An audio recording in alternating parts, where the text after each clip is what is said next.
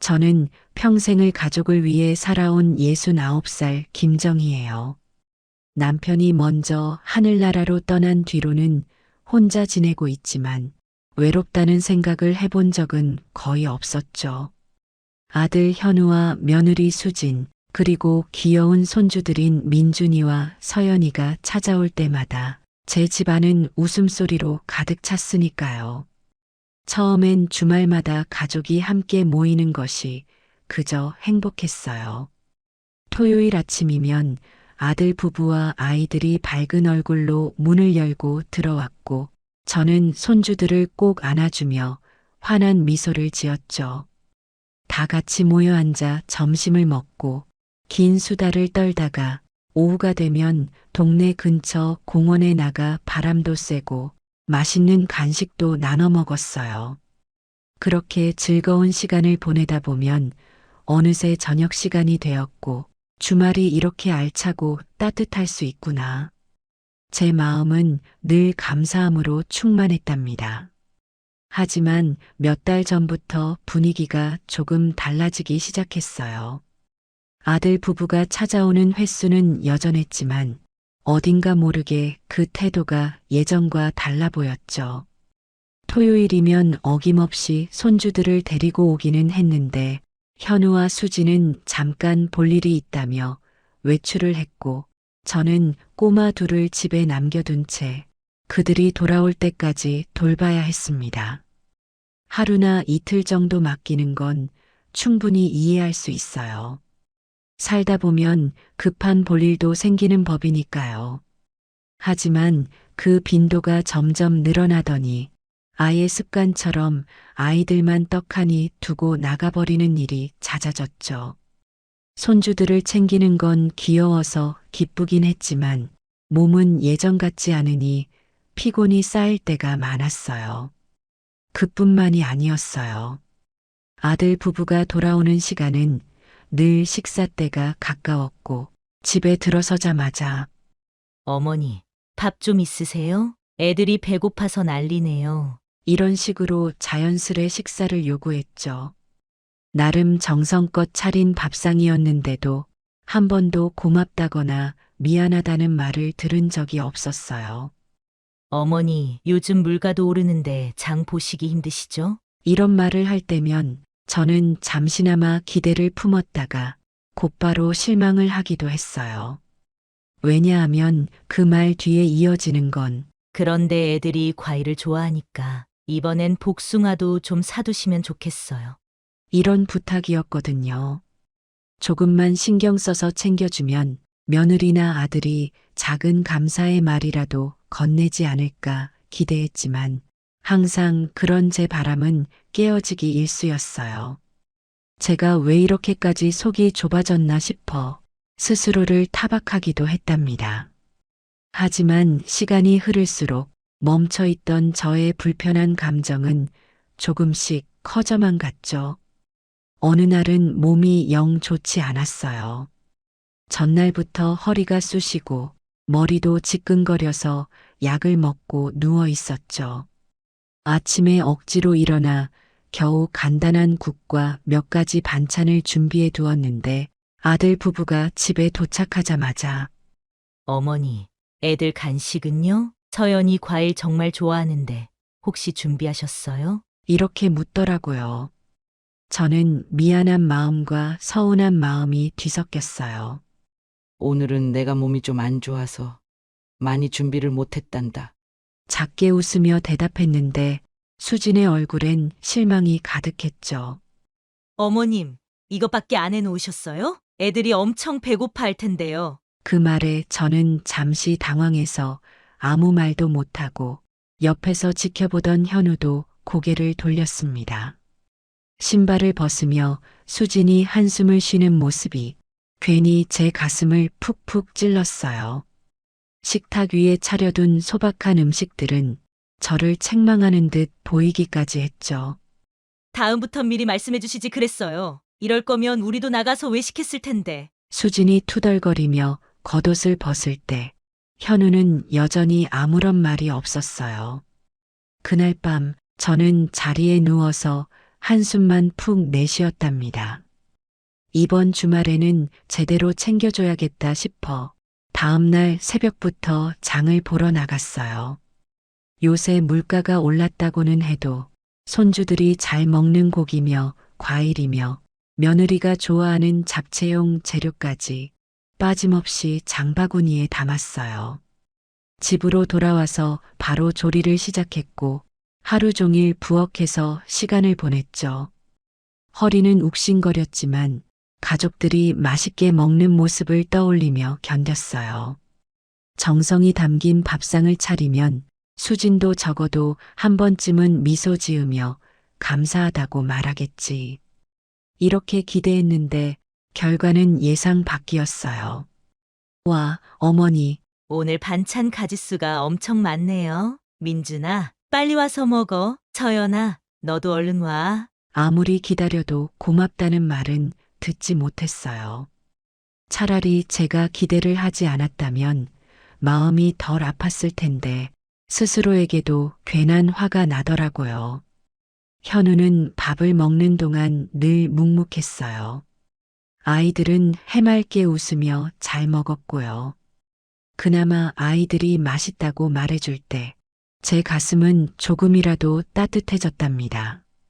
얼마 후 수진에게서 전화가 걸려왔어요.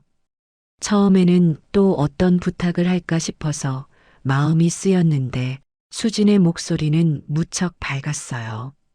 어머니, 이번 주말에 저희 부부 둘만의 시간이 필요해서요. 애들 금요일 저녁부터 일요일까지만 봐주시면 될 것 같아요. 지난번처럼 애들 좋아하는 음식 많이 해주시고요. 그리고 민준이 생일이니까 케이크도 좀 부탁드려요. 저희가 바빠서 미처 준비를 못했거든요.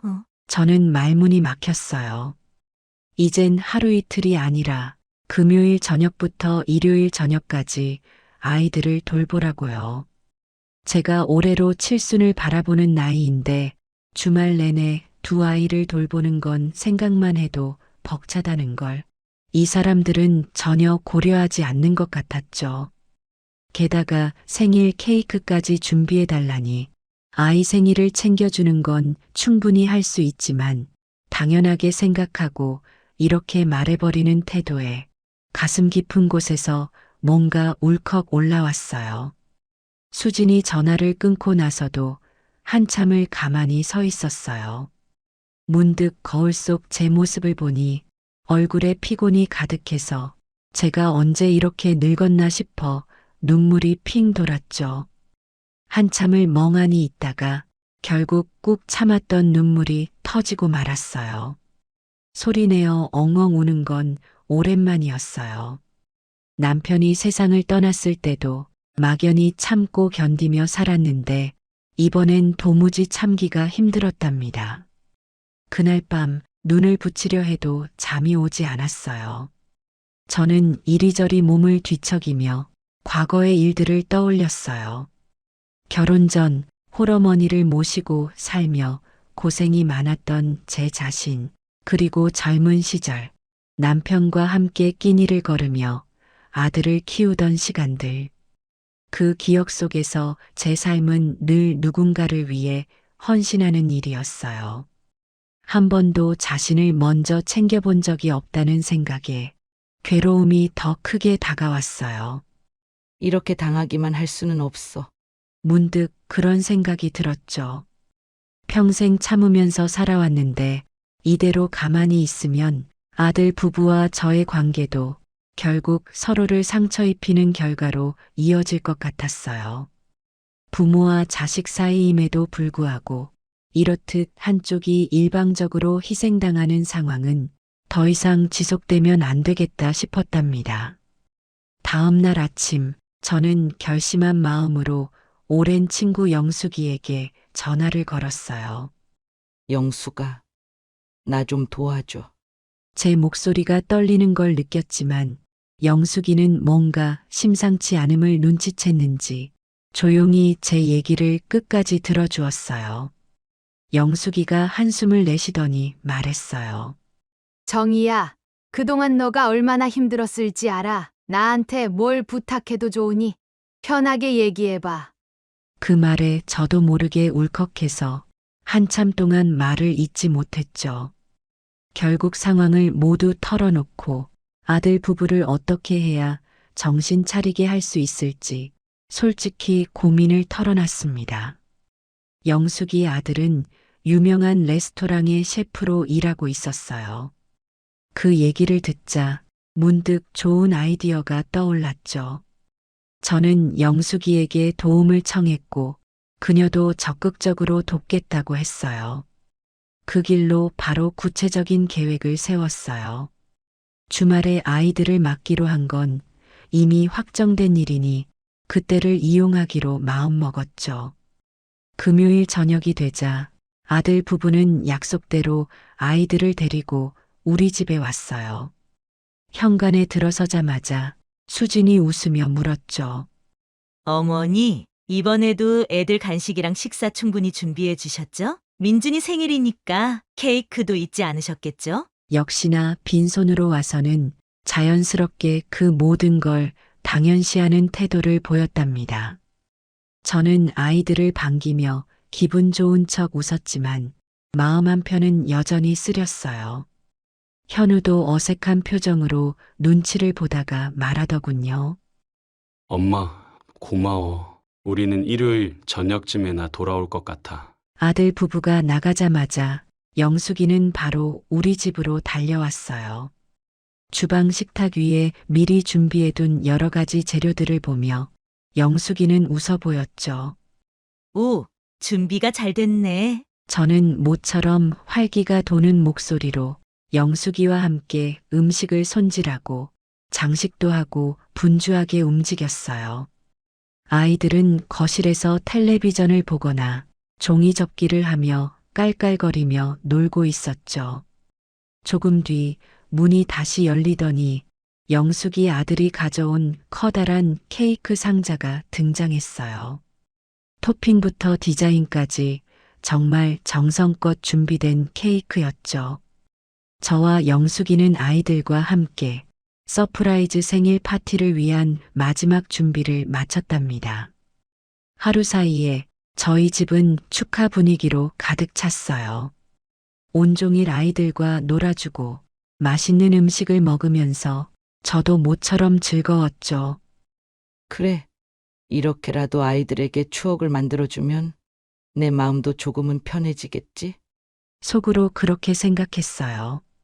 주말 동안은 피곤해도 아이들에게만큼은 즐거운 기억을 주고 싶었으니까요.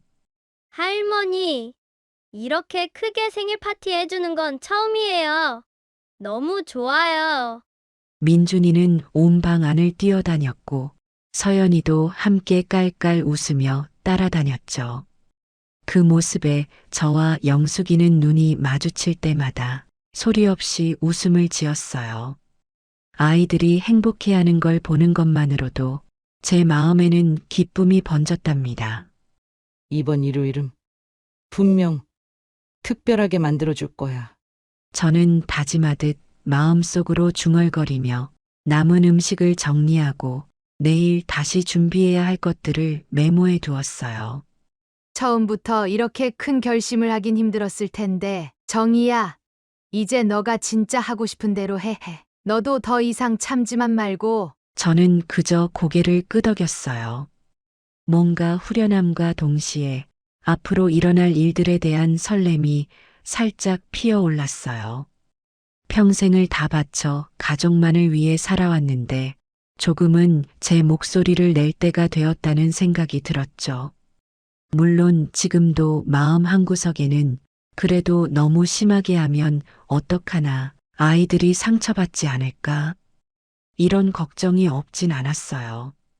하지만 더 늦기 전에 제가 느끼는 이 서운함과 섭섭함을 그들에게 분명히 알릴 필요가 있다는 결론을 내리게 되었습니다. 그날 밤 아이들은 지쳐서 곤히 잠이 들었고 영숙이와 저는 조용히 거실에 앉아 내일 해야 할 일을 꼼꼼히 점검했어요.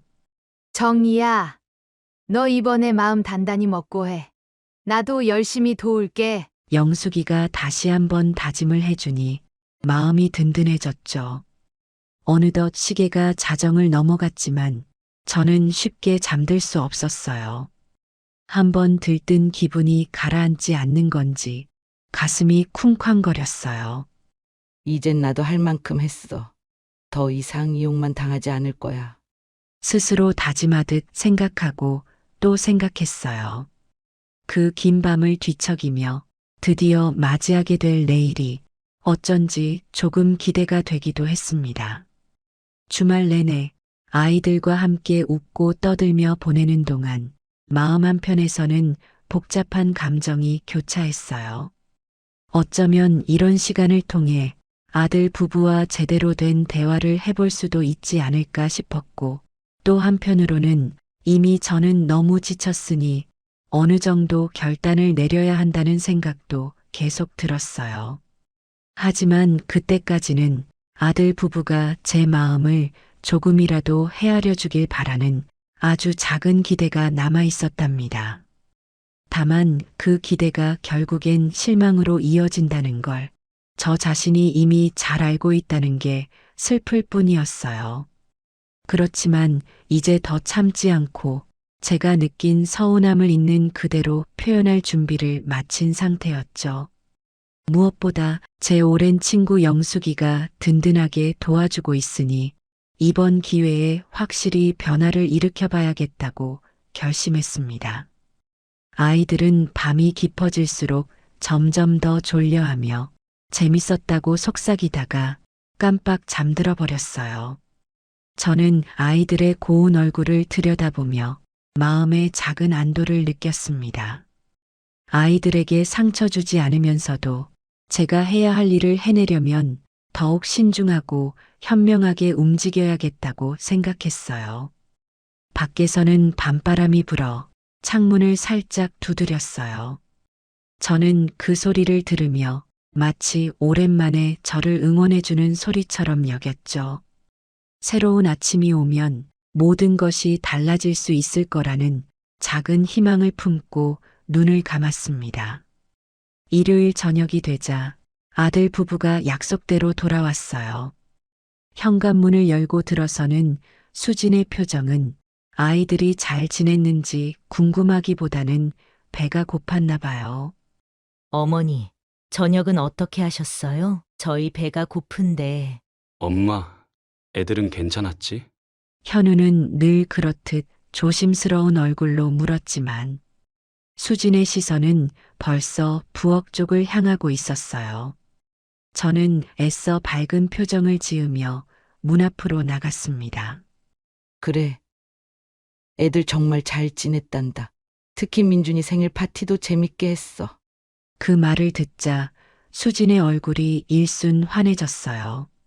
역시나 아이 생일을 어떻게 챙겨줬는지가 가장 궁금했겠죠. 어머니, 애들 밥은 잘 먹였어요? 민준이가 뭐 좋아하는지 알려드리긴 했는데. 수진이 구두를 벗으며 묻길래 저는 의미심장하게 웃어 보였죠. 그럼 정말 즐거운 파티를 열었어. 오늘 저녁도 특별한 자리를 마련해 두었으니까 다들 옷 갈아입고 나갈 준비해. 수진은 예상치 못한 말에 놀란 기색을 보였어요.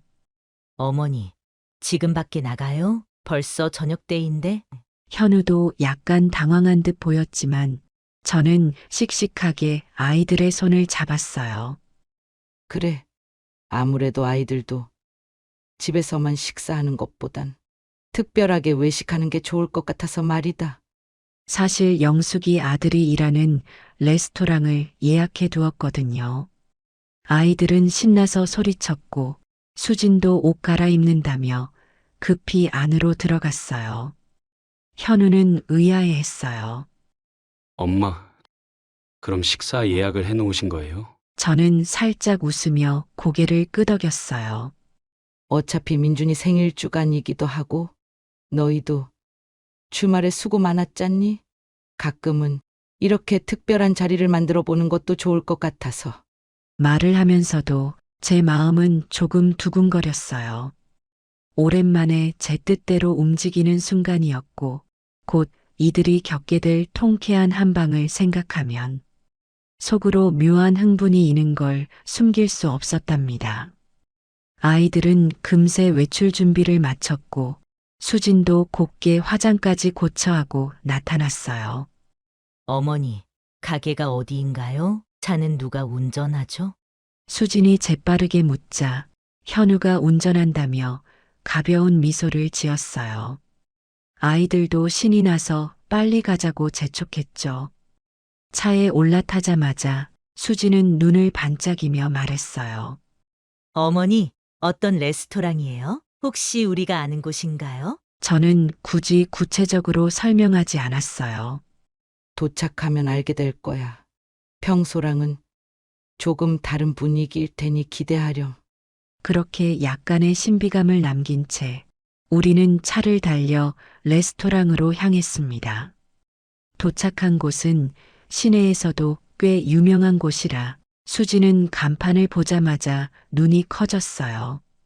어머, 여긴 내가 인터넷에서 본 적 있는 유명 셰프가 운영하는 곳 아니에요? 현우도 놀란 듯 했어요. 우와, 엄마, 여기 예약 잡기 힘들다고 들었는데. 영숙이 아들이 요리사로 있는 곳이란다. 오늘 특별히 부탁해서 자리를 마련했어. 안으로 들어서자 매니저가 우리를 반갑게 맞이해 주었어요. 이렇게 멋진 레스토랑에서 식사하다니. 민준이 생일 덕을 톡톡히 보내요. 엄마, 정말 감사합니다. 현우는 작게 웃으며 고개를 숙였고 수진도 옅은 미소를 띄었어요. 아마도 오늘은 어머니가 특별히 한턱 내는 날이라고 그렇게 당연히 생각했을 겁니다. 우리는 차분한 조명과 음악이 흐르는 테이블에 앉았고 곧이어 코스 요리가 하나씩 나오기 시작했어요. 아이들은 즐거워했고 현우와 수진도 고급스러운 플레이팅에 눈길을 떼지 못했죠.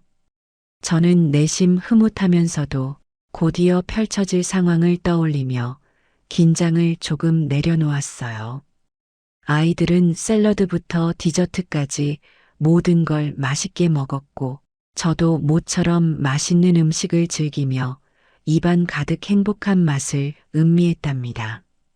어머니, 정말 대단하세요. 이런 곳 예약하려면 꽤 비용이 많이 들 텐데. 중간중간 수진이 이야기했지만 저는 그저 고개를 끄덕이며 웃어넘겼어요. 그 말이 뒷맛처럼 맴돌았지만 굳이 지금은 설명할 필요가 없었어요. 식사가 거의 끝나갈 무렵 직원이 영수증이 든 작은 봉투를 테이블 위에 가져다 놓았어요. 저는 손을 뻗어 그 봉투를 집어들고 아무 말 없이 그 안을 확인했죠. 그리고 고개를 들어 아들 현우 쪽으로 슬며시 봉투를 내밀었어요. 현우야, 이거 너가 계산해 줄래? 제 말에 현우는 순간 얼어붙은 듯 보였어요. 수지는 처음엔 무슨 말인가 싶어 멍하니 있다가 현우 손에서 영수증을 힐끗 보곤 얼굴이 새빨개졌죠. 어머니, 이거 너무 비싸잖아요. 어떻게 우리 보고 이걸 다 내라고 하시는 거예요? 수진의 목소리가 점차 높아졌어요. 저는 크게 동요하지 않고 담담하게 대답했답니다. 너희가 매주 우리 집에 와서 먹고 간 식사값은 숫자로 환산하기 힘든 정도로 컸단다. 장 보랴, 요리하랴, 뒷정리하랴. 내 시간과 노력도 들어갔지. 그렇게 몇 달 동안 매주 준비했는데 너희는 한 번도 비용은커녕 간단한 감사 인사조차 없었어. 순간 식탁에 정막이 흘렀어요. 현우는 괜히 고개를 돌려 아이들을 흘끗 보았고 수지는 저를 노려보다시피 했죠. 그러다 조용히 소리쳤어요.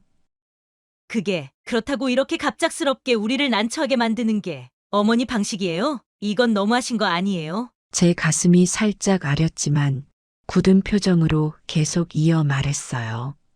그동안 난 늘 희생만 해왔어. 우리가 가족이니까 그 정도는 감수해야 한다고 믿었고, 하지만 요새 들어 생각이 달라졌단다. 가족이라면 서로가 서로를 배려하고 최소한 고마워할 줄 알아야 한다고 말이야. 수진이 아무 말 못하고 앉아 있는 사이 현우는 어쩔 줄 몰라서 고개만 숙였어요. 아이들은 분위기가 심상치 않음을 느꼈는지 묻더라고요. 엄마 왜 그래? 할머니 화났어? 저는 아이들에게 미안한 마음이 들었지만 그래도 이 순간에 물러서고 싶진 않았어요. 현우야, 너가 대신 계산해 주겠니? 그러자 현우는 깊이 숨을 들이쉬더니 재빨리 지갑을 꺼냈어요. 그래, 내가 할게. 엄마, 미안해. 우리가 너무 당연하게 생각했어. 이 한마디에 수지는 뭔가 할 말을 잃은 듯 표정이 굳어졌답니다. 뭐가 미안하다는 거야? 우리가 그렇게까지 패를 끼쳤나? 수지는 얼굴이 뜨거워진 상태로 매섭게 눈을 흘렸어요. 주변 테이블에서도 우리 쪽을 힐끔힐끔 보는 사람이 생겼죠. 수진아, 조용히 좀 해. 현우가 낮은 목소리로 제지했지만 수지는 억울하다는 듯 계속 말을 쏟아냈어요. 어머니가 음식해 주신 건 감사하죠. 하지만 그건 가족이니까 서로 도울 수 있는 거 아닌가요? 왜 갑자기 이런 식으로 레스토랑에 데려와서 우릴 곤란하게 만드는 건데요? 저는 수진의 말을 가만히 듣고 있자니 어떤 부분에서부터 그녀가 잘못된 생각을 갖게 되었나 궁금해지기까지 했어요. 그러나 다정하게 설명할 시점은 이미 지나버린 것 같았죠. 처음부터 따뜻하게 대화를 시도했다면 어땠을까? 잠깐 후회가 들었지만 이미 실행에 옮긴 이상 되돌릴 수도 없었어요. 가족이니까 당연히 돕는 것, 그건 맞지. 나도 그래서 여의가 주말마다 오는 걸 반기며 음식을 준비해줬어. 그런데 생각해봐. 너희는 그 고마움을 당연하게 여겼고 조금의 배려도 없이 내가 지쳐있든 말든 아이들을 맡기고 식사까지 자연스럽게 해결하고 갔잖니. 순간 현우가 눈을 감고 고개를 숙였어요. 엄마, 정말 미안해. 나도 요즘 회사 일이 힘들어서 집에 가면 그냥 쉬고 싶었어. 엄마가 아이들 봐주는 건 당연하다고 생각하면서 아무리 힘들다고 해도 거절하지 않을 거라 믿었고 내가 너무 이기적이었어. 수지는 그런 현우를 보면서 더욱 화가 난 듯 했어요. 당신까지 왜 이래? 우리 부모님 댁에도 종종 가잖아. 거기도 애들 맡길 때 있지 않나? 이 말이 나오자 현우는 작게 한숨을 쉬며 수진아, 너도 알잖아. 우리 장인어른 장모님은 형편이 넉넉해서 가끔 우리가 가면 이것저것 챙겨주고 용돈도 주시고 하셔. 아예 상황이 달라. 엄마는 혼자 사시고 본인도 연로하셔서 노동력이 한계가 있으시잖아. 이렇게 반박했어요. 그 말에 수지는 더 이상 아무 말 못했어요. 순간 테이블 주변 분위기가 싸늘해지자 아이들이 안절부절 못하며 울먹이는 목소리를 냈죠. 아빠, 엄마, 그만 싸워요. 그때 저는 아이들의 손을 조용히 잡아주며 달랬어요. 걱정 마라. 할머니가 일부러 심하게 하려던 건 아니란다. 그냥 이젠 내 마음도 알아줬으면 해서 그런 거야. 옆 테이블 사람들이 신경 쓰였지만 이 일을 여기서 중단하면 아무것도 바뀌지 않을 것 같은 불길한 느낌이 들었어요. 가족 간의 갈등이 이렇게 밖에서 드러나는 건 좋지 않지만 그래도 지금이 아니면 다시 이런 기회가 오지 않을지도 모른다고 생각했죠. 현우는 그제야 마음을 가라앉히고 영수증에 찍힌 금액을 확인한 뒤 당황스러운 표정을 숨기지 못했어요. 적지 않은 금액이었거든요. 그렇지만 망설임 없이 카드로 결제를 진행했어요. 수지는 제가 이 모습을 지켜보는 동안 계속 얼굴을 찌푸리고 있었습니다. 그러나 마침내 결제가 끝나고 직원이 영수증을 건네자 현우가 조용히 내게 주었어요.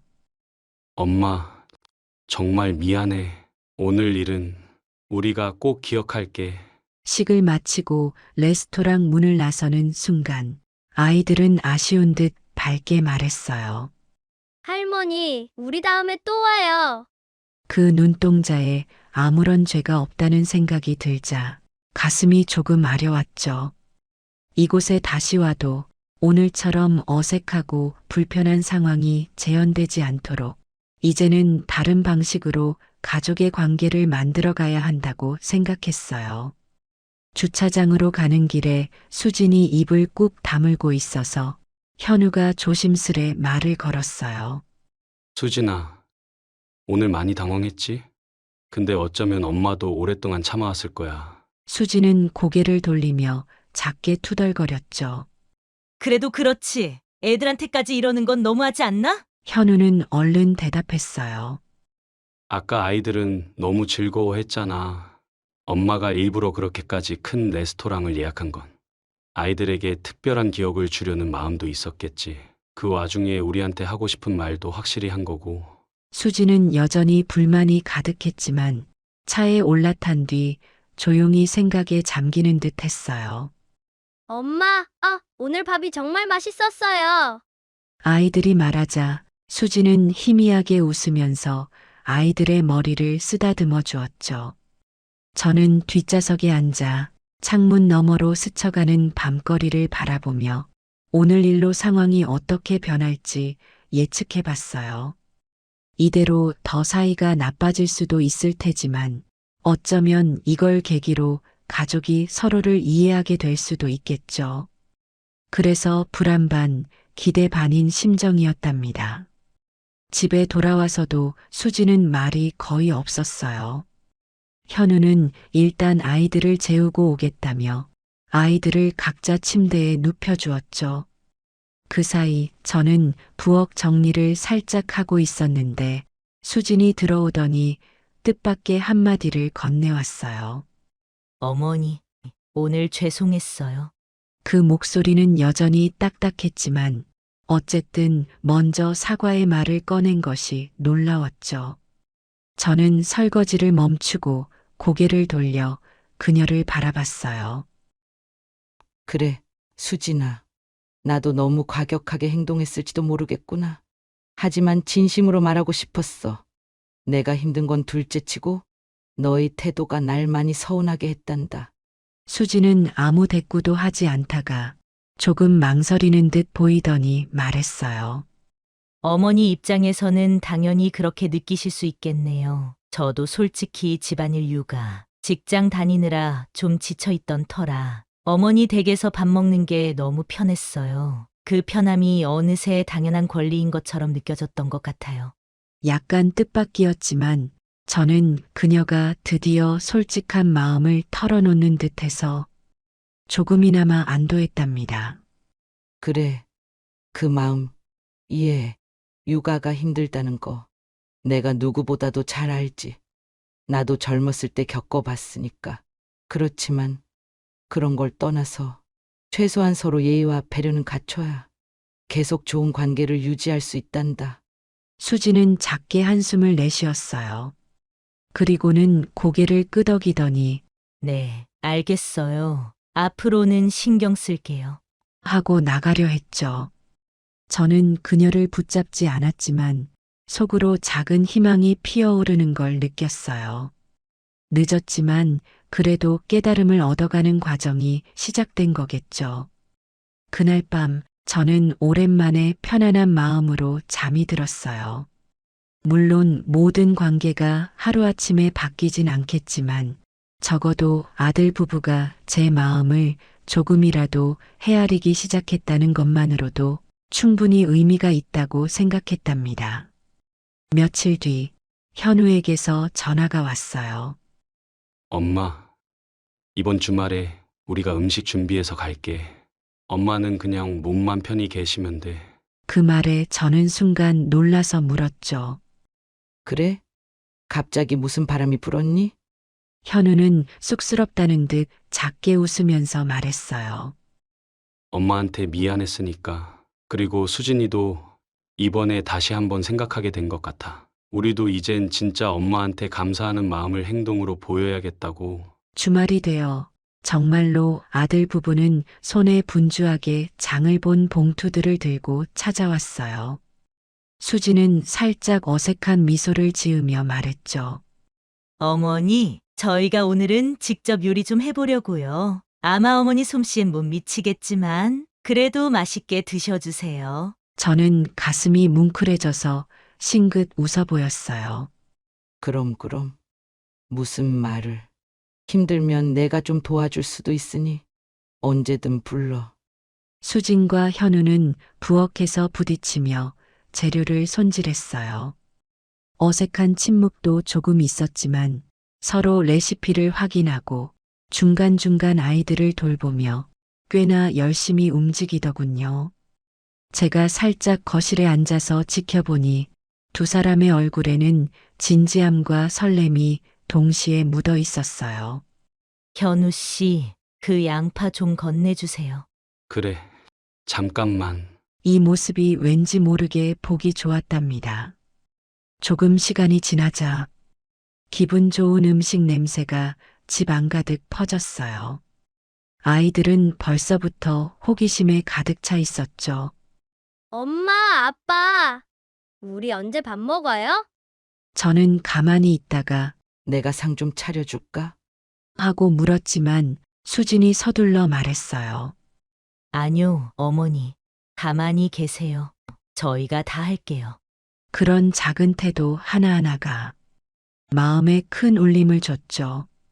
결국 조금 어설프고 서툴긴 했지만 아들 부부가 만든 요리가 식탁 위에 가지런히 놓였어요. 고기 요리, 간단한 반찬, 그리고 아이들을 위한 파스타까지 여러 가지 메뉴가 나왔죠. 수진이 무척 신경 쓴 티가 역력했어요. 현우도 멋쩍게 웃었고요. 맛을 보장할 순 없지만 정성을 보긴 해주세요. 저는 숟가락을 들어 한 입 맛을 봤어요. 확실히 제 손맛과는 다르지만 그것만으로도 새로운 느낌이라 참 좋았어요. 생각보다 훨씬 맛있네. 수진아, 요리 솜씨가 늘었구나. 라고 칭찬했더니 수지는 약간 얼굴을 붉히면서 작게 웃었죠. 감사합니다, 어머니. 아이들은 진짜 맛있다고 환호했고 현우도 수진에게 따뜻한 목소리로 말했어요. 오늘 정말 오랜만에 수고했네. 고마워. 그 순간 제가 꿈꿔왔던 가족의 풍경이 눈앞에서 펼쳐지고 있다는 생각이 들었답니다. 식사를 마친 뒤 설거지까지 아들 부부가 도맡아서 하느라 분주했어요. 저는 말렸지만 아니에요. 어머니는 평생 우리 위해 헌신하셨잖아요. 오늘만큼은 진짜 쉬세요. 하고 수진이 적극적으로 나서는 모습에 왠지 모를 뿌듯함을 느꼈어요. 물론 그렇다고 해서 지금까지 쌓였던 모든 서운함이 한 번에 사라지는 건 아니겠죠.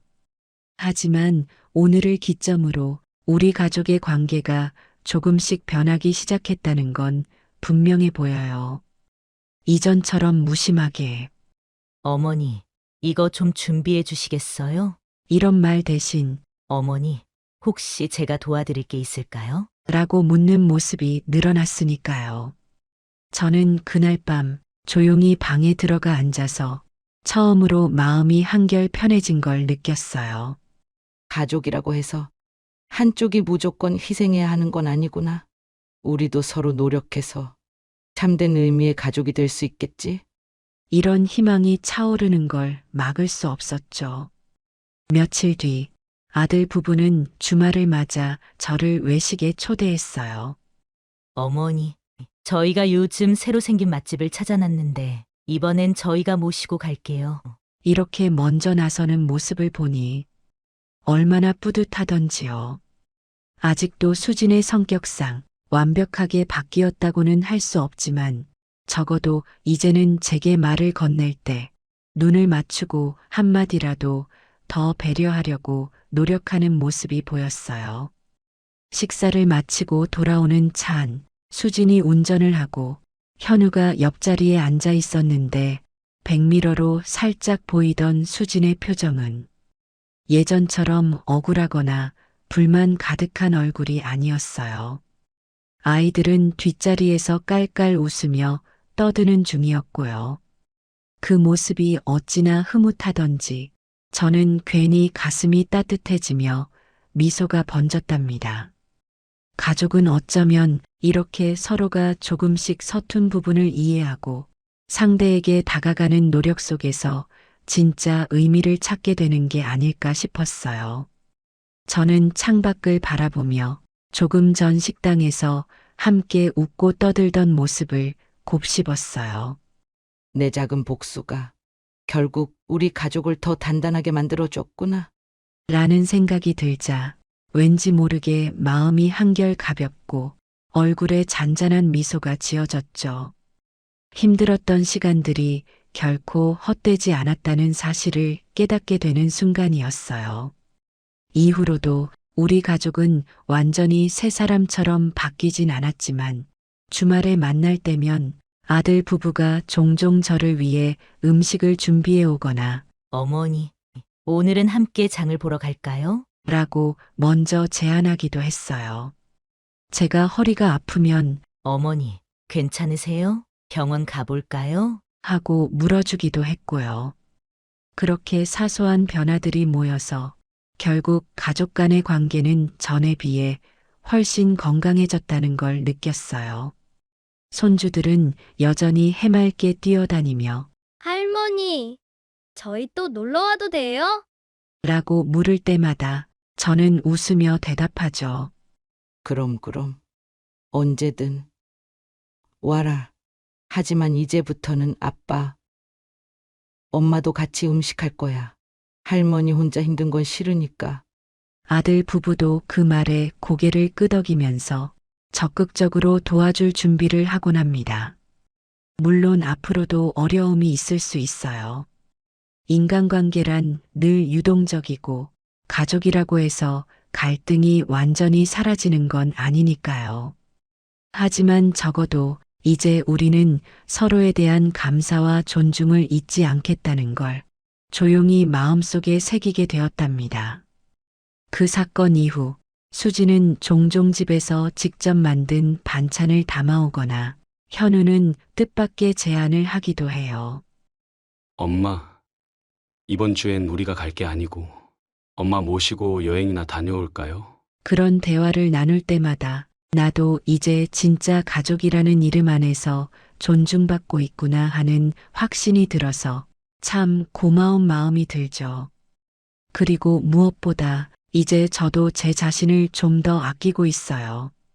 무조건 가족을 위해 희생하는 삶이 아니라 가끔은 제가 하고 싶은 일도 찾아보고 영숙이와 함께 소소한 취미 생활도 즐기며 내 삶을 살아가는 방식을 조금씩 바꾸고 있답니다.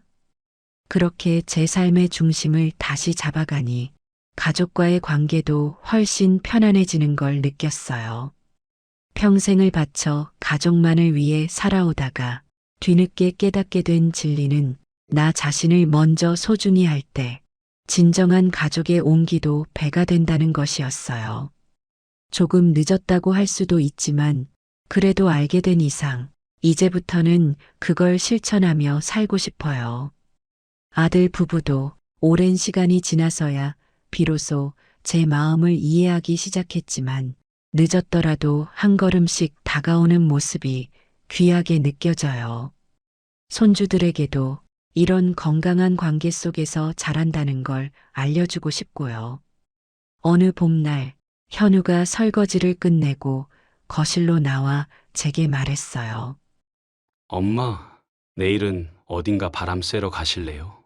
아이들도 좋아할 것 같고 우리도 좀 달라진 가족 분위기를 제대로 누려보고 싶어요. 그 말이 왠지 모르게 가슴을 울리더라고요. 그래, 가자꾸나. 봄나들이도 좋지. 수진도 싱긋 웃으며 덧붙였어요. 저희가 예쁜 도시락도 준비해 볼게요. 이번엔 어머니가 힘쓰실 필요 없어요. 저는 그 모습을 보며 그래, 이게 가족이구나. 하고 다시금 생각했죠. 비록 늦은 깨달음이었지만 서로가 감사를 표현하고 노력을 기울이는 순간 가족이라는 울타리는 더없이 든든하고 따뜻해진다는 걸 몸소 느낍니다. 그날 밤 저는 온몸이 가벼워진 느낌으로 창밖에 반짝이는 별들을 바라봤어요. 남편이 살아 있었다면 지금쯤 저보고 이제 좀 편하게 살라고 등을 토닥여줬을지도 모르겠네요. 그래도 이제는 그가 없는 빈자리조차도 저희 가족이 함께 채워가고 있다고 느껴요. 작은 다툼과 갈등을 지나고 나서야 비로소 더욱 단단해진 가족의 모습으로 제가 선택한 작은 복수 혹은 각성을 위한 조치가 결국 더 큰 이해와 사랑의 씨앗이 되었다는 사실을 돌아보면 감사하게 생각해요. 이제 우리는 빈손으로 찾아와 밥만 얻어먹던 그 시절을 웃으면서 이야기할 정도가 되었죠. 물론 그때는 속이 상하고 힘들었지만 덕분에 지금의 화합이 가능해졌다는 걸 서로가 알고 있으니까요. 앞으로 남은 날들도 한결같이 꽃길만 펼쳐지지는 않을 거예요. 하지만 적어도 우리 가족은 더 이상 누가 일방적으로 희생하거나 누군가를 이용하는 관계로 머무르지 않을 거랍니다. 서로를 아끼고 존중하면서 매일 조금씩 성장해가는 그런 새롭고 단단한 가족으로 나아가고 있으니까요.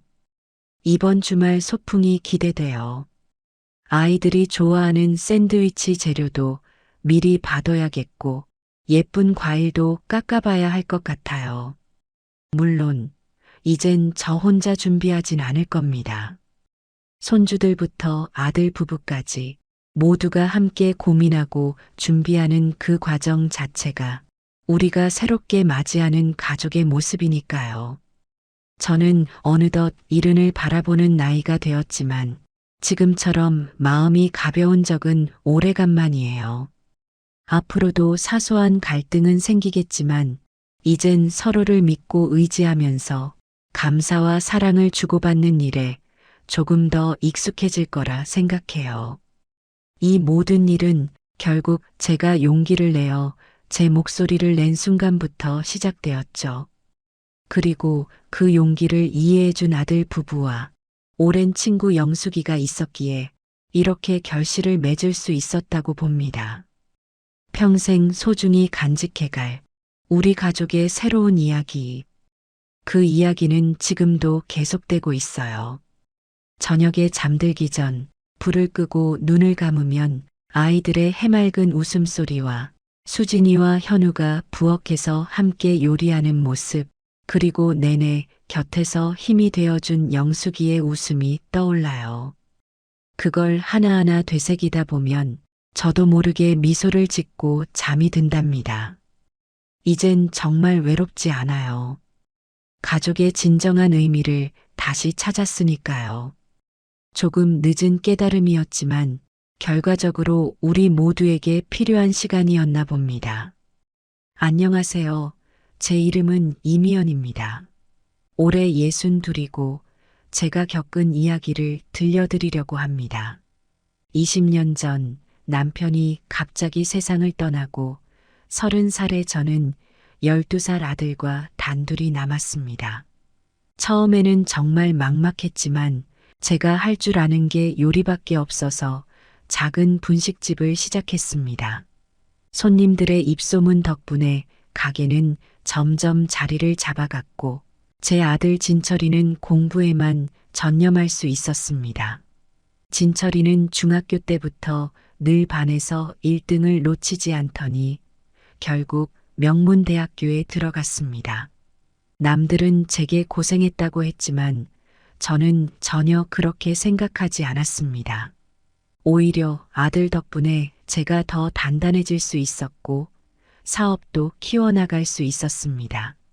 맛있다는 소문이 퍼지면서 체인점 문의가 끊임없이 들어왔고 프랜차이즈 본사까지 차리게 되었습니다. 처음에는 작은 분식집으로 시작했던 가게가 이제는 전국에 100개가 넘는 체인점을 가진 브랜드가 되었습니다. 진철이는 대학교를 졸업하고 대기업에 입사했고 저는 계속해서 사업을 확장해 나갔습니다. 일하는 게 좋았고 무엇보다 진철이에게 떳떳한 엄마가 되고 싶었습니다. 그렇게 시간이 흘러 진철이는 31살이 되었고 회사에서 최연소 임원이 되었습니다. 주변에서는 제게 이제 좀 쉬라고 했지만 저는 일이 즐거웠습니다. 매일 아침 본사에 출근해서 신메뉴를 개발하고 가맹점주들과 소통하는 게 저의 낙이었습니다. 그러던 2023년 봄날 진철이가 여자친구를 데리고 왔습니다. 서지은이라고 중소기업 경리라고 했습니다. 어머니, 안녕하세요. 저는 서지은이라고 합니다. 첫인상은 참 세련되고 당당해 보였습니다. 명품 가방을 들고 있었는데 좀 사치스럽다는 생각이 들었습니다. 하지만 요즘 젊은 사람들은 다 저런가 보다 하고 넘겼습니다. 그래도 왠지 모르게 마음 한구석이 불편했습니다. 특히 지은이가 저를 볼 때마다 살짝 찡그리는 듯한 표정을 짓는 게 거슬렸습니다. 그날 저녁 오랜 친구 영숙이가 전화를 걸어왔습니다. 미연아, 그 회사 경리 맞아? 우리 동생이 그 회사 다니는데 그 여자 소문이 안 좋더라. 영숙이의 말에 따르면 지은이는 회사에서도 허세가 심하기로 유명했다고 합니다. 월급으로 감당하기 힘든 사치스러운 생활을 하면서도 늘 자기는 재벌집 딸이라며 허세를 부렸다고 합니다. 게다가 이전 회사에서는 부장님 아들과 결혼한다더니 막상 그 집안이 별로라며 파혼을 했다는 소문도 있었습니다. 하지만 저는 친구의 말을 흘려들었습니다. 요즘 젊은 사람들은 다들 조금씩 사치스럽고 자기 주장이 강하다고 생각했기 때문입니다. 아들이 좋다는데 시어머니가 될 사람이 너무 까다롭게 굴면 안 된다고 생각했습니다. 그렇게 저는 제 인생에서 가장 큰 실수를 하게 되었습니다. 진철이의 판단을 너무 맹목적으로 신뢰한 것입니다. 지금 와서 생각해보면 그때 영숙이의 말에 귀 기울였더라면 이런 일은 없었을 텐데요. 하지만 그때의 저는 아들의 행복만 생각했습니다. 그렇게 시작된 예비 며느리와의 만남은 제 인생을 완전히 뒤바꿔 놓았습니다. 제가 이렇게 크게 성공할 수 있었던 건 사람을 보는 눈이 있었기 때문인데 유독 며느리만큼은 제 눈이 흐려져 있었나 봅니다. 프랜차이즈 본사 회장인 제가 평범한 회사 경리의 속임수에 넘어가다니요. 누구도 예상하지 못했던 일들이 펼쳐지기 시작했고 결국 저는 제 인생에서 가장 통쾌한 복수를 하게 됩니다. 그 이야기를 지금부터 들려드리겠습니다. 결혼이 결정되고 나서 지은이는 주말마다 저희 집에 찾아왔습니다. 처음에는 그런 며느리가 기특했습니다. 어머니, 제가 반찬 좀 만들어 드릴게요. 어머니, 이거 제가 드시고 좋았던 영양제예요. 얼마나 살갑게 굴던지 주변에서 착한 며느리 만났다고 부러워했습니다. 하지만 시간이 지날수록 뭔가 이상한 점들이 눈에 들어왔습니다. 지은이는 매번 새로운 명품 가방을 들고 왔습니다. 어머 지은아, 그 가방 샤넬 신상 맞아? 네, 얼마 전에 산 거예요. 마음에 들어서요. 중소기업 격리 월급으로 감당하기 힘든 물건들이었습니다. 옷과 구두도 모두 비싼 브랜드였고 화장품도 최고급을 사용했습니다. 그러더니 어느 날 진철이와 함께 신혼집 이야기를 꺼냈습니다. 어머니, 저희 신혼집은 판교나 분당이었으면 좋겠어요. 아들은 망설이는 기색이었습니다. 지은아, 우리 월급으로는 좀 힘들지 않을까? 오빠, 요즘은 다들 신혼집 부모님이 마련해 주시는 거 몰라요? 그 말을 하는 지은이의 눈빛이 차가웠습니다. 더 놀라운 건 다음 날이었습니다. 영숙이가 다시 전화를 걸어왔습니다.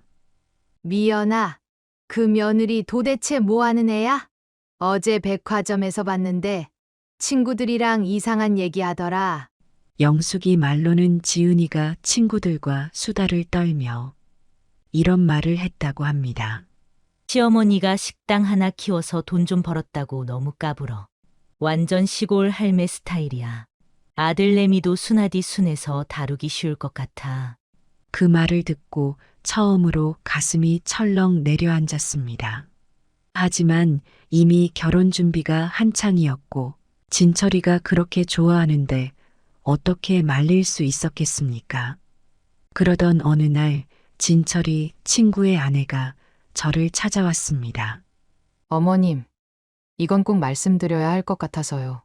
그 친구 부인 말로는 지은이가 회사 근처 카페에서 친구들과 이런 얘기를 했다고 합니다. 시어머니랑은 당연히 따로 살아야지. 프랜차이즈 회장이면 돈이 얼마나 많겠어.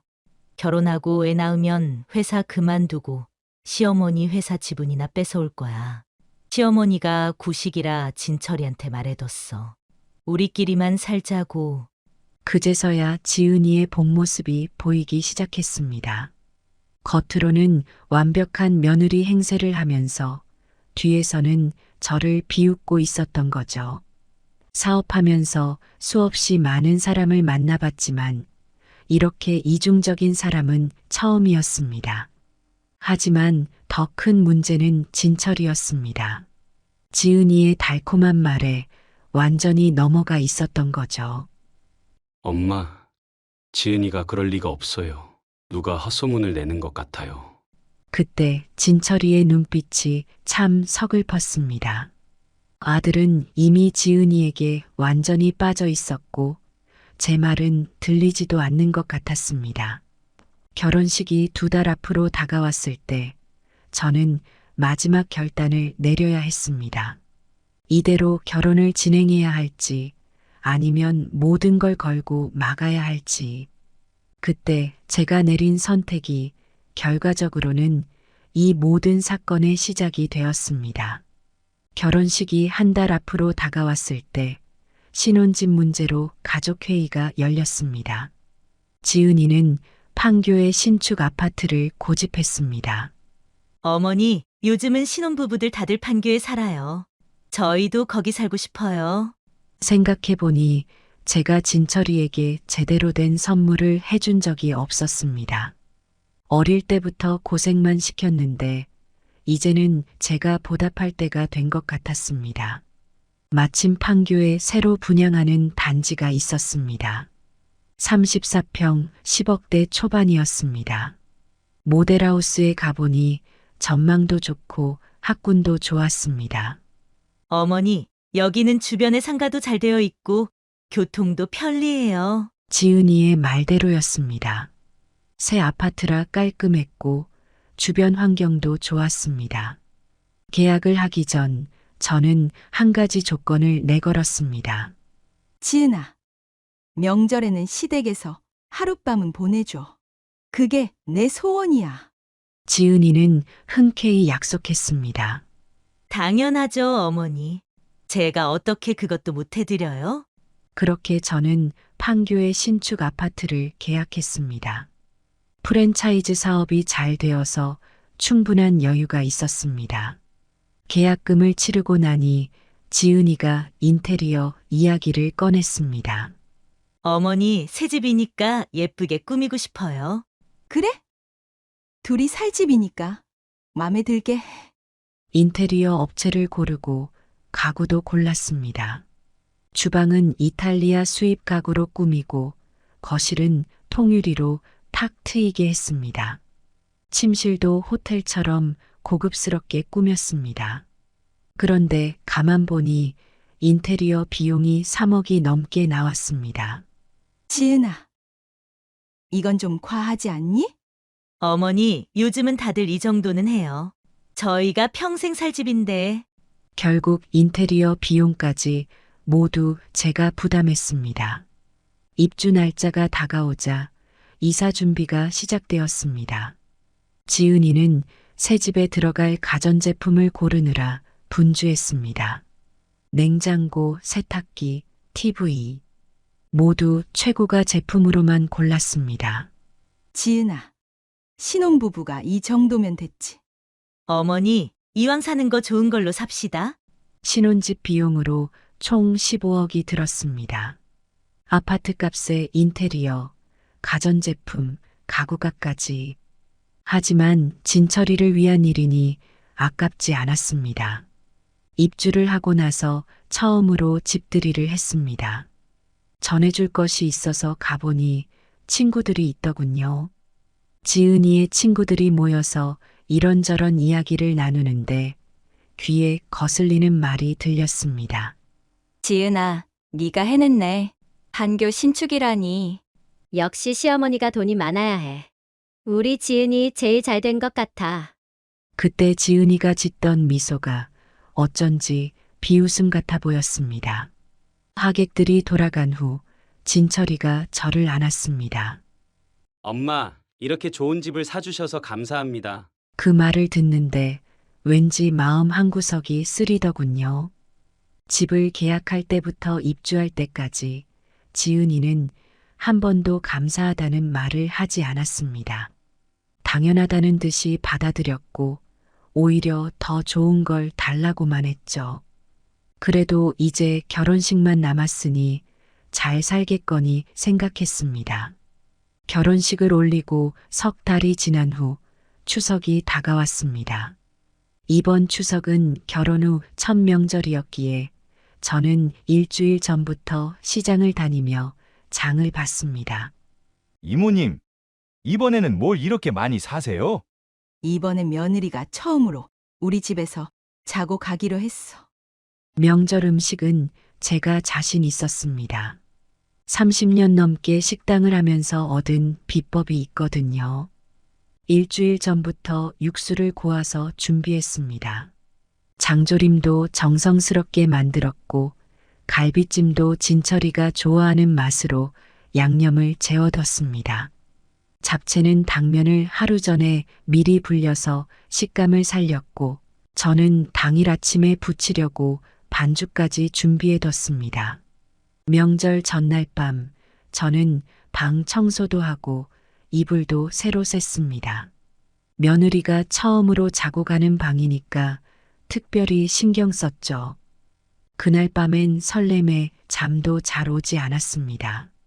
다음 날 아침 5시부터 일어나 준비를 시작했습니다. 전 부치는 냄새가 온 집안에 가득했습니다.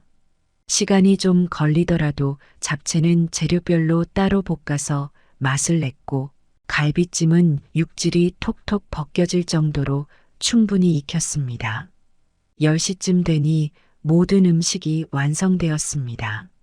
그런데 그때 진철이한테 전화가 왔습니다. 엄마, 저기 지은이가 어제 저녁을 잘못 먹었나 봐요. 체했대요. 많이 아파? 병원은 갔어? 아니요. 좀 쉬면 괜찮아질 것 같대요. 그래서 오늘은 못 갈 것 같아요. 순간 가슴이 철렁 내려앉았습니다. 그래도 너가 와서 밥이라도 먹고 가지. 진철이는 시간 맞춰 혼자 왔습니다. 엄마, 미안해요. 지은이가 많이 미안하대요. 엄마, 지은이 혼자 있는데 제가 가봐야 할 것 같아요. 진철이는 밥도 제대로 못 먹고 갔습니다. 허전한 마음에 TV를 보고 있는데 친구 영숙이가 전화를 걸어왔습니다. 미연아, 너 인스타그램 해? 나는 그런 거 잘 몰라. 그럼 내가 보낸 사진 좀 봐봐. 카톡으로 온 사진을 열어보는 순간 제 손이 떨렸습니다. 지은이가 친구들과 제주도 호텔 수영장에서 찍은 사진이었습니다. 비키니를 입고 샴페인을 마시며 환하게 웃고 있었습니다. 시간을 보니 오늘 낮 2시. 게시글에는 해시태그도 달려 있었습니다. 추석 스터디, 시댁 탈출, 자유해진 며느리, 제주도 강스, 럭셔리 호텔. 다른 사진도 있어. 영숙이가 보낸 사진들을 하나씩 봤습니다. 호텔 조식을 먹는 사진, 요트 위에서 찍은 사진, 친구들과 백화점에서 쇼핑하는 사진. 모두 오늘 올린 것들이었습니다. 얼마 전에는 이런 것도 올렸더라. 지은이의 과거 게시물도 보였습니다. 시어머니는 구식이라 힘들어. 시댁 스트레스 난리로 며느리라고 무조건 시댁에 있어야 하나? 이런 글들이 잔뜩 있었습니다. 좋아요와 댓글도 수백 개씩 달려 있었죠. 언니 완전 멋있어요. 시어머니는 무시해도 돼요. 요즘 누가 명절에 시댁가요? 다음 날 아침 영숙이가 또 전화를 했습니다. 너희 며느리 어제 인스타 스토리 봤어? 새벽 2시에 클럽에서 찍은 거더라. 저는 한숨만 나왔습니다. 근데 미연아, 더 이상한 건 따로 있어. 영숙이의 목소리가 조심스러워졌습니다. 지은이 친구들 말로는 이번 제주도 여행을 한 달 전부터 계획했다더라. 그제서야 모든 게 이해가 됐습니다. 아픈 게 아니라 처음부터 시댁에 올 생각이 없었던 거죠. 일부러 추석에 맞춰서 여행을 계획한 것이었습니다. 저녁 때쯤 진철이에게 전화가 왔습니다. 엄마, 지은이가 이제 조금 괜찮대요. 아들의 순진한 얼굴을 보니 차마 사실을 말할 수가 없었습니다. 이렇게 둘 다 속고 있었던 거죠. 하지만 이대로 두고 볼 순 없었습니다. 명절에 시댁에서 하룻밤 자는 게 조건이었는데 그걸 이렇게 농락하다니. 정성스레 준비한 음식들을 보면서 화가 치밀었습니다. 그날 밤 저는 잠을 이루지 못했습니다. 지은이의 SNS를 캡처해서 저장했습니다. 언젠가는 써먹을 날이 있을 것 같았거든요.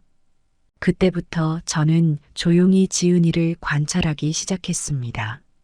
이게 실수인지 의도적인 것인지 봐야 했으니까요. 그리고 그 관찰은 충격적인 사실들을 하나둘씩 드러내기 시작했습니다.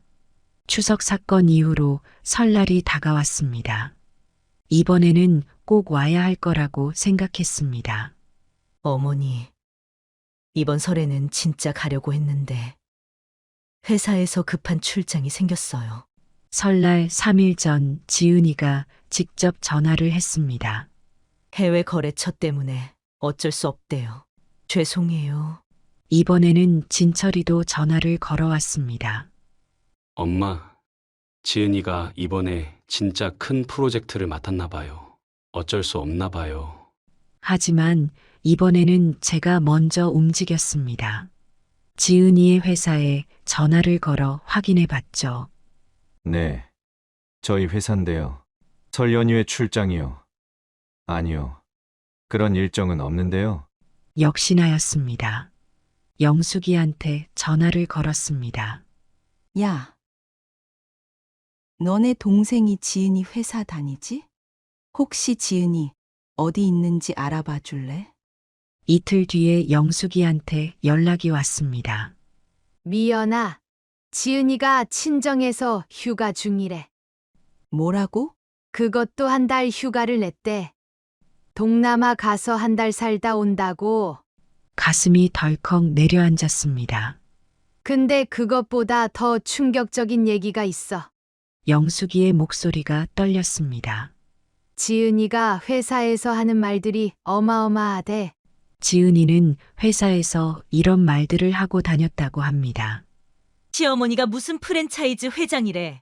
시골에서 떡볶이나 팔던 촌년이 돈 좀 벌었다고 꼰대같이 굴어. 시어머니 진짜 구질구질해. 옷도 싸구려만 입고 말투는 촌스럽고. 심지어 이런 말까지 했다고 합니다. 이번에 시어머니가 사준 집 1년만 살다가 팔아서 강남으로 갈 거야. 여기 너무 후져. 어차피 시어머니 돈도 다 우리 거 될 건데 뭐. 이런 이야기를 들으니 속이 부글부글 끓었습니다. 그날 저녁 또 다른 소식이 들려왔습니다. 지은이의 전 직장 동료가 저를 찾아온 겁니다. 회장님, 죄송한데 이거 꼭 말씀드려야 할 것 같아서요. 그 동료 말에 따르면 지은이는 처음부터 계획을 가지고 있었다고 합니다. 지은 씨가 진철 이사님 소개받기 전부터 다 알아보고 있었어요. 회장님 회사가 얼마나 크고 자산이 얼마인지까지. 심지어 결혼 전부터 이혼 전문 변호사도 만났다고 합니다. 몇 년 참고 살다가 이혼하면 위자료랑 재산 분할로 대박 날 수 있대요. 그 말을 듣는 순간 제 눈앞이 캄캄해졌습니다. 그동안 지은이가 보여준 모습들이 스쳐 지나갔습니다. 결혼 전에 살가운 모습, 집을 받고 난 뒤의 태도 변화. 모두 연기였던 거죠. 다음 날 또 다른 제보가 들어왔습니다. 지은이의 대학 동창이 찾아온 겁니다. 저 회장님, 지은이가 페북에 올린 글 좀 보여드려도 될까요? 그 글에는 이런 내용이 있었습니다. 시어머니 등짝만한 명품백 들고 다니는데 웃겨 죽는 줄? 아들내미는 어떻게 저렇게 순진하니? 말만 하면 다 믿어. 1년만 참자. 그럼 10억짜리 집이랑 위자료까지 다 내 거. 댓글들도 충격적이었습니다. 언니 진짜 똑똑해요. 제가 봐도 찐찐한 시어머니던데. 부자 시어머니라 좋겠다. 나는 우리 시어머니 통장 잔고 얼마나 되는지 궁금해 죽겠어. 강남 가면 나도 놀러 갈게. 이런 댓글에 지은이는 이렇게 답했습니다. 식당 하나 키워서 돈 좀 벌었다고 큰 소리야. 어차피 그 돈 다 우리 거 될 텐데 뭐 크크. 그 순간 제 마음속에서 무언가가 확 바뀌었습니다. 이런 며느리에게 제 아들을 맡길 순 없었습니다. 당장 전문가들을 만나기 시작했습니다. 이혼 전문 변호사도 만나고 형사 전문 변호사도 찾아갔습니다. 모든 증거를 하나하나 모으기 시작했죠. SNS 게시물, 회사 동료들의 증언, 지은이의 과거 행적까지. 이제는 제가 움직일 차례였습니다. 저는 이제 정말 철저하게 조사를 해보기로 마음먹었습니다. 먼저 사설 탐정을 고용했습니다. 지은이의 과거부터 현재까지 모든 것을 파헤치기로 한 거죠. 일주일 후 충격적인 보고서가 제 손에 들어왔습니다. 지은이는 이전에 2번이나 결혼을 하기로 했다가 파투낸 전력이 있었습니다. 첫 번째는 3년 전 S전자 임원의 아들과였습니다. 상견례까지 마치고 결혼식 날짜도 잡았더군요. 웨딩홀도 예약하고 신혼집도 계약했답니다. 그런데 결혼식을 한 달 앞두고 갑자기 파투가 났습니다. 알고 보니 지은이가 상대방 집안 재산을 미리 조사했던 거죠. 부동산을 하는 친구를 통해 조사해 보니 생각보다 재산이 적었던 겁니다. 그러자 지은이는 상대방 잘못을 트집 잡기 시작했습니다. 당신 어머님이 저를 너무 힘들게 해요. 매일 스트레스 받아서 우울증 약까지 먹었어요. 결국 정신적 피해를 봤다며 합의금 3천만 원을 받아냈다고 합니다. 두 번째는 1년 전 H건설 사장의 아들과였습니다. 이번에는 더 치밀했습니다. 먼저 H건설의 지분 구조부터 조사했더군요. 사장 아들이 상속받을 지분이 얼마인지까지 다 알아봤습니다. 그리고는 결혼을 진행했죠. 예물까지 받았는데 이번에는 좀 다른 수법을 썼습니다. 당신 아버님이 여자 관계가 복잡하다면서요? 이런 집안과는 결혼할 수 없어요. 결국 예물을 돌려주는 조건으로 5천만 원의 위약금을 받아냈습니다. 더 충격적인 건 두 사건 모두 이혼 전문 변호사와 상담을 하면서 진행했다는 겁니다. 그 변호사 사무실을 찾아가 보니 지은이의 기록이 남아있더군요. 결혼 전에 받을 수 있는 합의금의 적정선을 문의하셨습니다. 지은이는 이렇게 돈을 노리고 계획적으로 접근한 전력이 있었던 거죠. 그런데 이번에는 전략을 바꿨더군요. 결혼식까지 올리고 1년은 버티기로 한 겁니다. 사설 탐정은 지은이의 현재 금전 거래 내역도 조사했습니다. 충격적인 사실들이 하나둘 드러났습니다. 제가 사준 집에서 월세를 받아 챙기고 있었던 거죠. 방 하나를 불법으로 세를 놓아서 매달 80만 원씩 받고 있었습니다. 그 돈은 고스란히 친정으로 들어갔더군요. 거기다 진철이 모르게 대출까지 받았습니다. 집을 담보로 5천만 원을 대출받아서 이것도 친정으로 보냈더라고요. 사설탐정의 보고서에는 더 놀라운 내용이 있었습니다. 지은이는 결혼 전부터 저희 회사의 가치를 조사했답니다. 프랜차이즈 가맹점이 몇 개인지, 연매출이 얼마인지, 심지어 제 개인 재산까지 조사했더군요. 프랜차이즈 값만 해도 1,000억은 될 거예요. 게다가 시어머니 명의로 건물도 몇 개 있대요. 이런 얘기를 친구들과 나눴다는 증언도 확보했습니다. 저는 이 모든 자료를 들고 변호사 사무실로 향했습니다. 회장님, 이건 명백한 사기 결혼입니다. 변호사는 지은이의 정가도 찾아냈습니다. 5년 전에 사기 미수로 벌금형을 받은 전력이 있더군요. 그때도 비슷한 수법이었답니다. 과거 조사를 하면 할수록 더 충격적인 사실들이 나왔습니다. 이제 남은 건 현재 진행형인 증거들을 모으는 일이었습니다. 과거 조사가 끝나고 저는 3개월간의 긴 작전에 들어갔습니다. 먼저 지은이가 자주 가는 카페에 CCTV를 설치했습니다. 물론 합법적인 절차를 거쳐서요. 카페 주인은 제 오랜 단골이었거든요. 사장님, 제가 며느리 때문에 이러는 거예요. 카페 주인도 흔쾌히 도와주겠다고 했습니다. 역시나 지은이는 매주 금요일마다 친구들과 그 카페에서 만났습니다. 어휴, 진짜 시어머니 얼굴 보기도 싫어. 식당 하나 키워서 돈 좀 벌었다고 으스대기는. 모든 대화는 고스란히 녹음이 됐습니다. 그뿐만이 아니었습니다. 지은이의 친한 친구를 찾아갔습니다. 지은이가 당신한테도 똑같은 짓을 할 수 있어요. 도와주시겠어요? 그 친구는 고민 끝에 지은이와 나눈 카톡 내용을 모두 넘겨줬습니다. 언니, 이번에는 진짜 대박이야. 시어머니 재산이 100억은 될 거래. 진철이는 완전 순진해. 내가 하는 말은 다 믿어. 1년만 참자. 그럼 이혼하고 위자료에 재산분할까지? 충격적인 카톡 내용들이 쏟아져 나왔습니다. 지은이의 인스타그램도 모두 캡처했습니다. 스토리, 게시물, 댓글까지 하나도 빠짐없이요.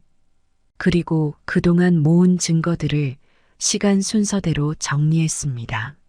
지은이가 결혼 전부터 회사를 조사한 증거, 이혼 전문 변호사를 만난 기록, 불법 월세를 받은 통장 내역, 친정으로 돈을 빼돌린 기록, 명절에 제주도 간 사진들, 모든 게 빈틈없이 정리됐습니다. 변호사는 이렇게 말했습니다. 이 정도면 충분합니다. 사기 결혼으로 고소할 수 있어요. 하지만 저는 여기서 끝내고 싶지 않았습니다.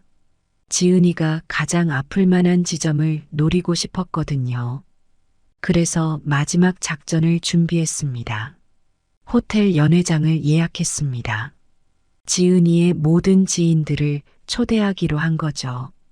회사 동료들, 친구들, 심지어 전에 결혼하기로 했던 사람들의 가족들까지 모두가 지은이의 실체를 알아야 했습니다.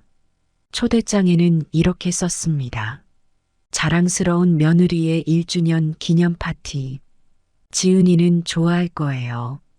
자기를 위한 파티라고 생각하겠죠. PPT도 만들었습니다. 첫 장은 달콤했던 신혼 사진으로 시작해서 마지막은 충격적인 증거들로 끝나게 했습니다. 이제 모든 준비가 끝났습니다.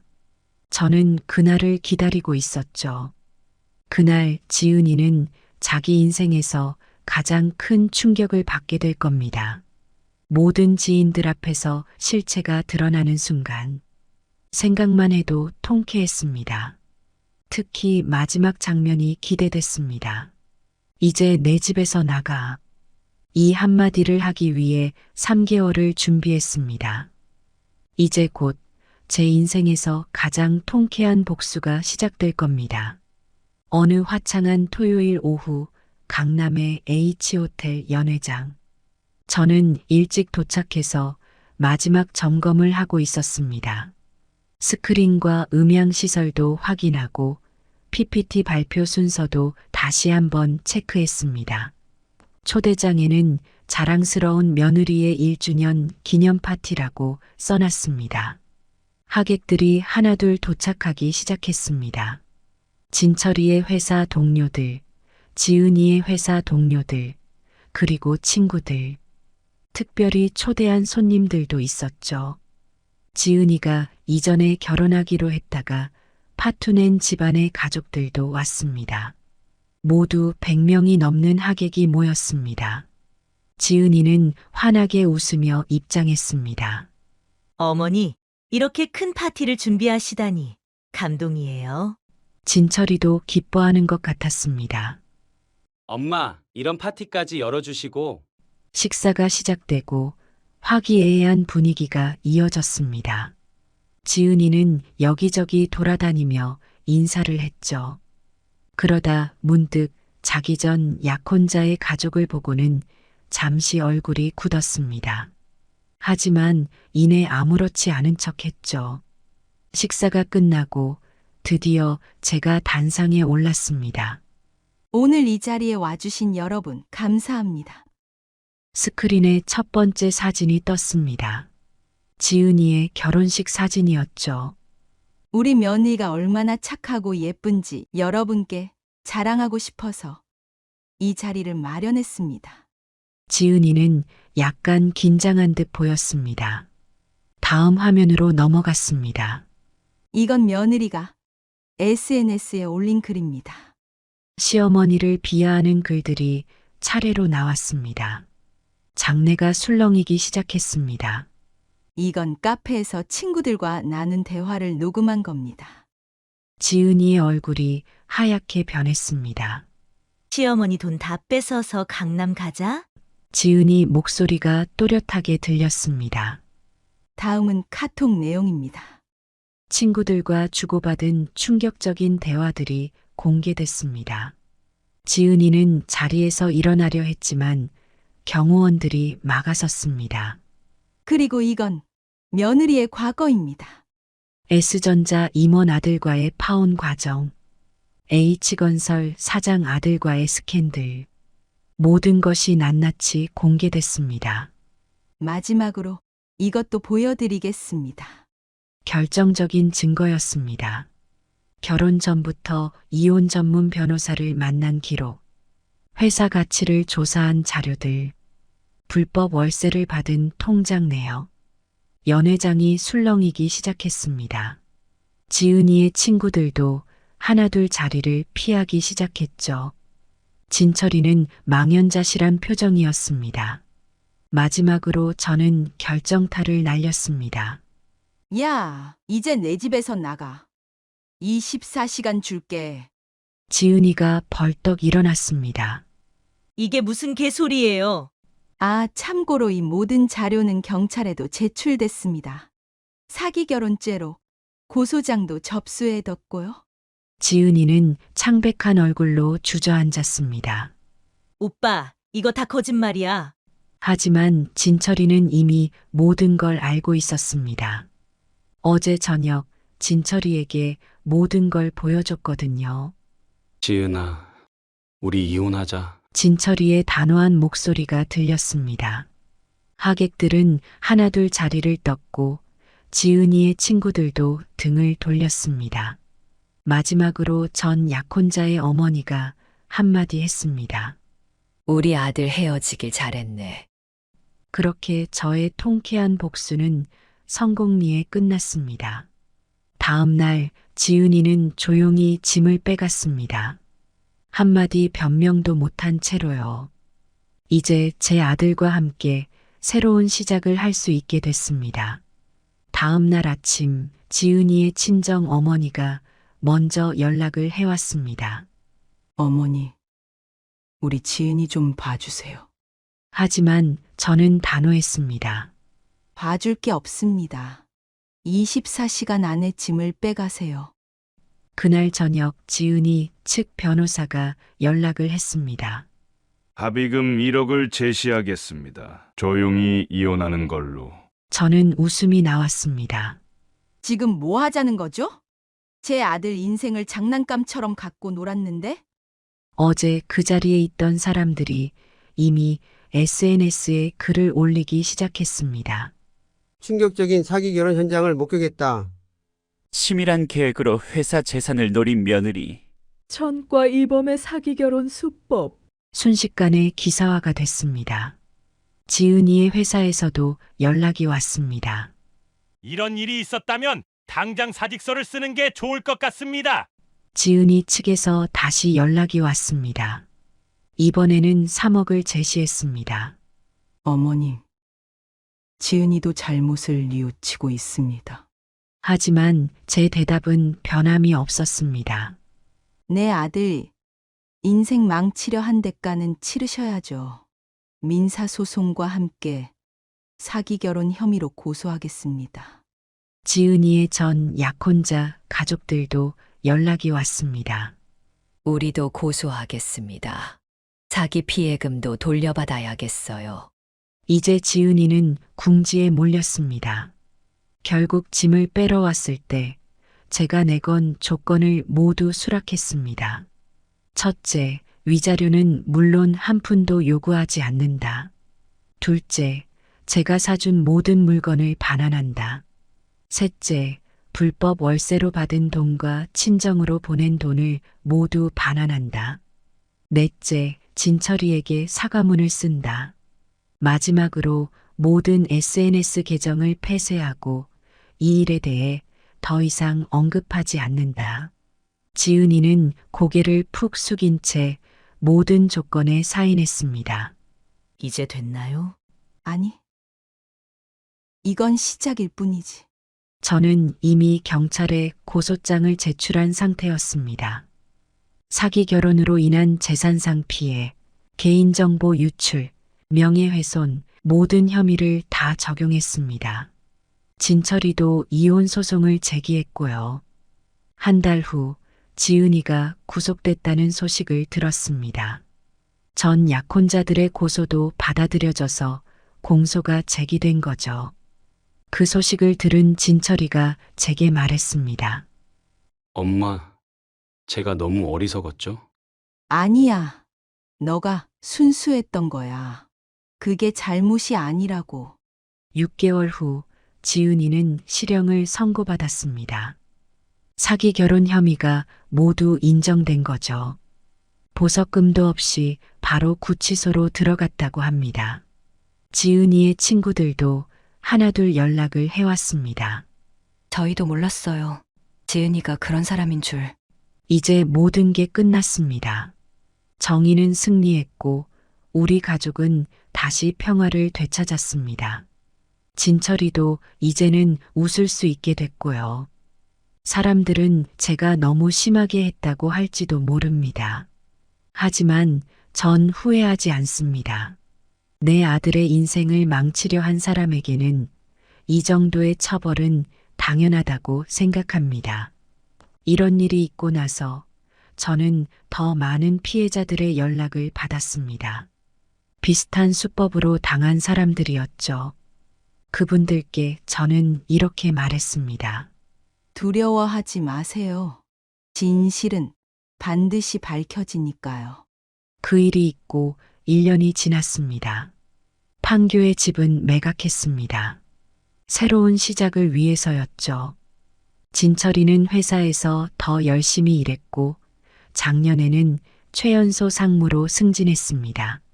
어느 날 제 절친한 친구가 조심스레 말을 꺼냈습니다. 미연아, 우리 동생이 초등학교 교장 선생님인데. 처음엔 고개를 저었습니다. 하지만 친구가 계속 말했습니다. 그 학교에 젊은 여선생님이 있는데 정말 괜찮은 애야. 이번에는 제가 먼저 조사를 했습니다. 서미나 32살. 초등학교 교사로 7년째 근무 중. 시골에서 올라와 혼자 살면서 꾸준히 공부해서 교대를 졸업했다고 합니다. 아이들 사이에서 평판이 좋았고 동료 교사들의 신망도 두터웠습니다. 주변 평판도 모두 좋았습니다. 미나 선생님은 정말 천사 같은 분이에요. 아이들을 너무 사랑하시는 분이죠? 조심스레 진철이에게 말을 꺼냈습니다. 아들아, 한번 만나볼래? 진철이는 잠시 망설이더니 고개를 끄덕였습니다. 첫 만남은 제가 운영하는 프랜차이즈 본사 카페에서 했습니다. 미나 씨는 수수한 원피스 차림으로 왔습니다. 안녕하세요. 서미나입니다. 수줍은 미소가 참 예뻤습니다. 이야기를 나누면서 미나 씨의 진정성이 느껴졌습니다. 교사가 된 계기, 아이들을 가르치면서 느끼는 보람, 꾸밈없이 자신의 이야기를 들려줬습니다. 두 사람은 이후로도 몇 번 더 만났습니다. 그리고 몇 달 후 결혼을 결심했죠. 이번에는 진철이가 먼저 말했습니다. 엄마, 우리 집은 우리가 직접 구할게요. 미나도 같은 생각이었습니다.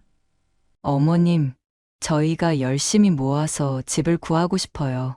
두 사람은 30평대 아파트를 전세로 구했습니다. 그리고 결혼식도 소박하게 치렀죠. 하객도 많이 부르지 않았습니다. 정말 가까운 사람들만 초대해서 따뜻한 결혼식을 올렸습니다. 신혼여행도 멀리 가지 않고 제주도로 다녀왔죠. 명절이 다가왔을 때 미나가 먼저 연락을 했습니다. 어머님, 저희가 가서 음식 준비 도와드릴게요. 명절 전날부터 와서 부지런히 도와줬습니다. 어머님, 이렇게 하는 게 맞나요? 정성스레 배우려는 모습이 예뻤습니다. 한편 지은이는 구치소에서 나온 뒤 더 큰 소송에 휘말렸다고 합니다. 이전에 결혼하기로 했던 사람들이 모두 고소를 한 거죠.